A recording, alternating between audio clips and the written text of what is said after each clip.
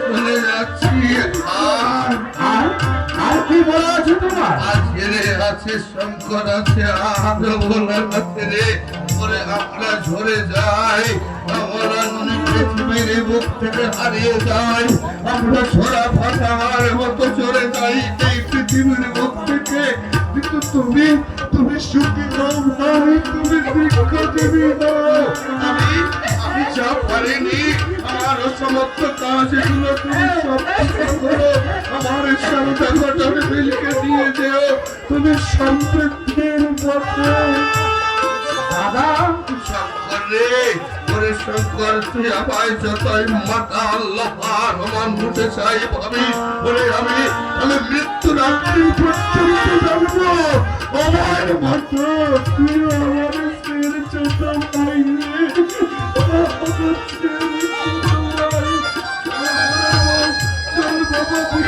বিস্তারিত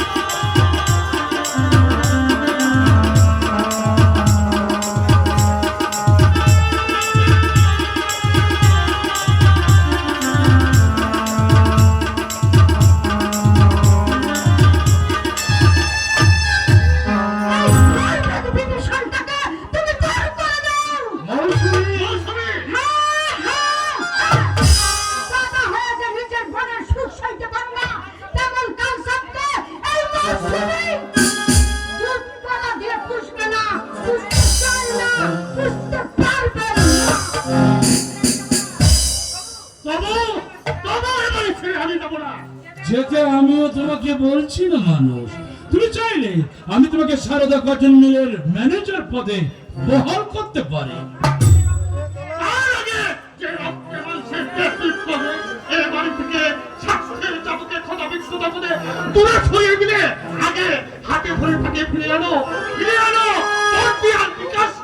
মানুষ চোখের জলে দাদা বৌদির পা ধুয়ে দিল, তোমার দুঃখে সে আর কুকুর করতে না শঙ্কর প্রসাদ।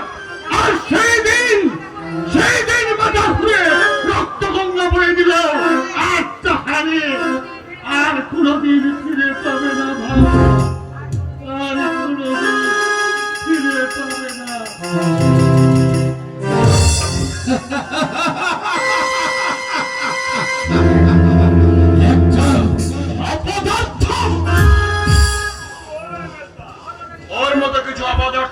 বলে এই কেসটা এখনো জঙ্গলে পরিণত হয়নি।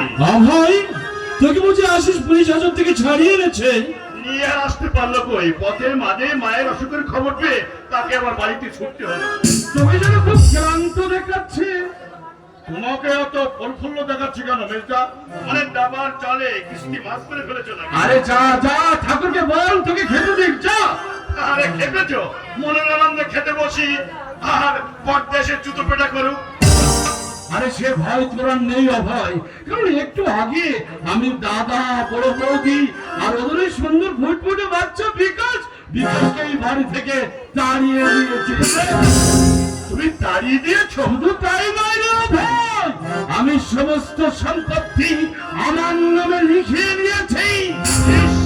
তোমার কথা শুনে আমার যে আনন্দে নাচতে ইচ্ছে করছে না। এই সম্পত্তি কিন্তু আমি একা ভোগ করবো না রে ভাই, তবে এই সম্পত্তির অর্ধাংশ আমি তোকে দিয়ে দেবো।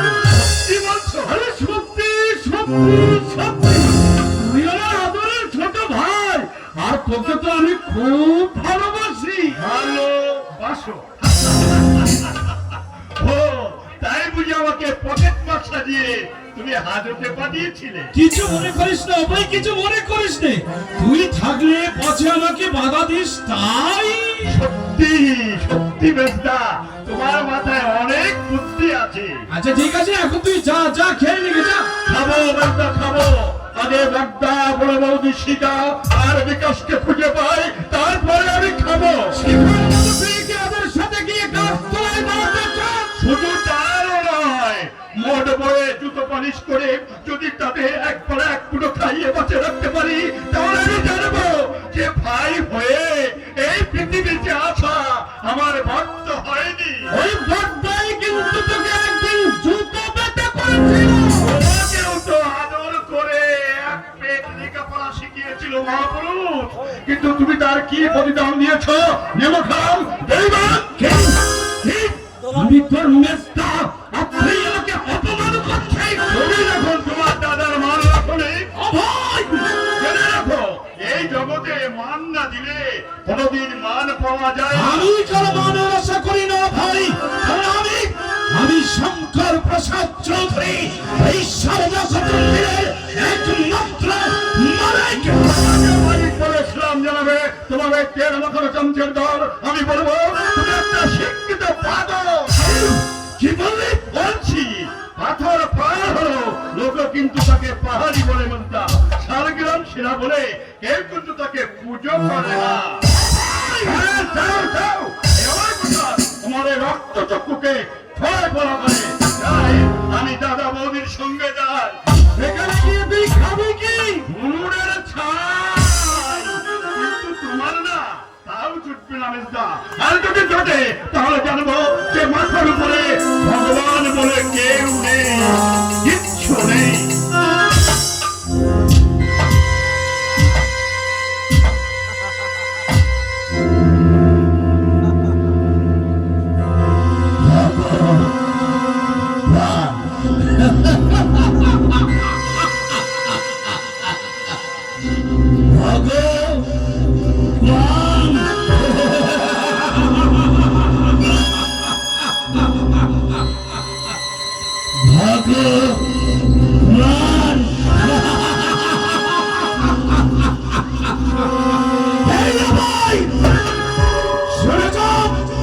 শুনে যাও ভাই, এই পৃথিবীতে ভগবান বলে কেউ নেই, কেউ নেই।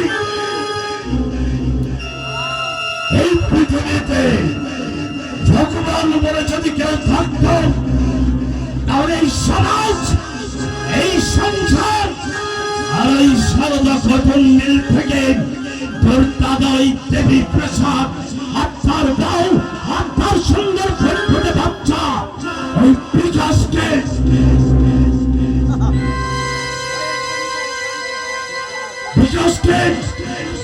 এই বাড়ি থেকে চলে যেতে হবে।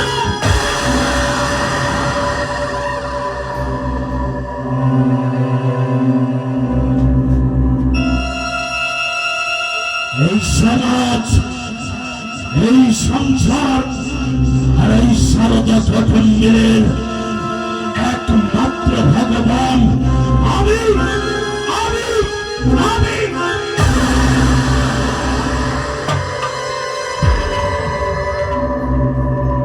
আমি শঙ্কর প্রসাদ চৌধুরী।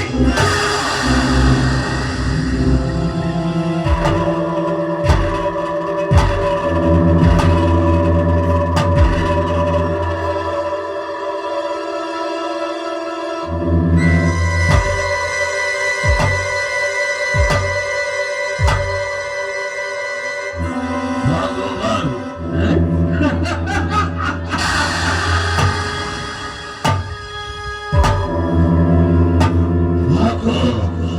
ভগবান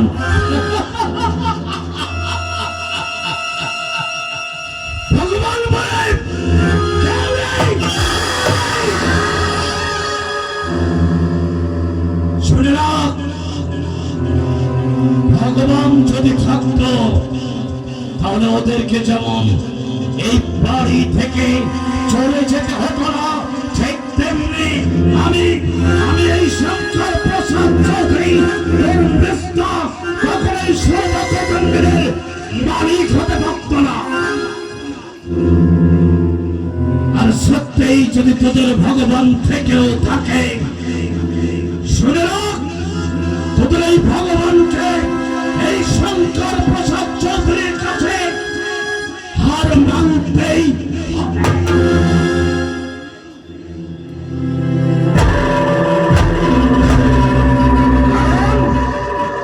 কারণ I am Shankar Prasad Chowdhury.